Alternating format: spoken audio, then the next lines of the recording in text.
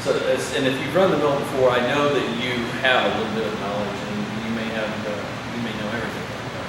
But this is the training video. This is for the purpose of training other people, and for certification for you guys, just to say that yes, you've met the specifications, and that you can definitely run the machines. You know all the terminology, you know the setups, you know how to adjust the machine properly, and to operate it safely.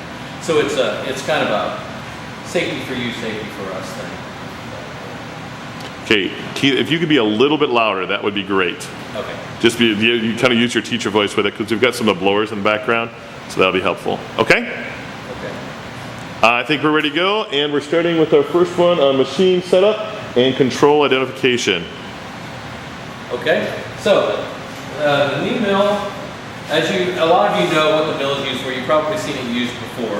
What the mill is for is to create contours. We can make outlines of parts. We can do hole patterns. We can do pockets, circular, rectangular pockets. We can do different profiles depending on the cutter that we're using.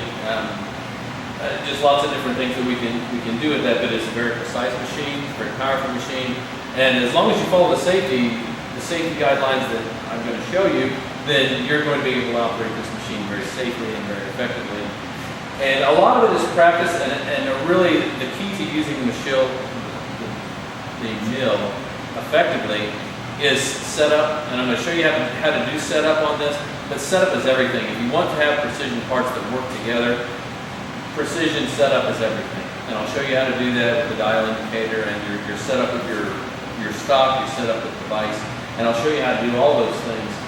But setup is everything. Setup takes the most time, but you have to be patient. And you have to follow the guidelines for setup and for your machining feed rates, spindle speeds, depth of cut. That's all going to ensure that you have good parts. So the parts of the machine, the whole thing here is the power head.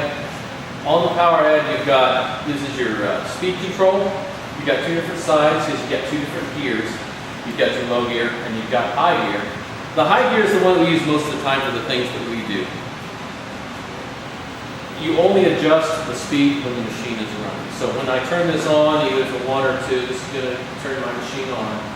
Make sure the machine is running before you adjust this. Typically, we want to run this about 700, 6 to 800 typically is the range we want to run this. A couple of reasons. The main reason is it's easier on the power head. It helps our belts last longer because what happens is you turn the speed up, it compresses plates that it puts more pressure on the belts in there and it makes it turn faster. And when you do that, you wear out your belts more quickly. And so we want to typically run between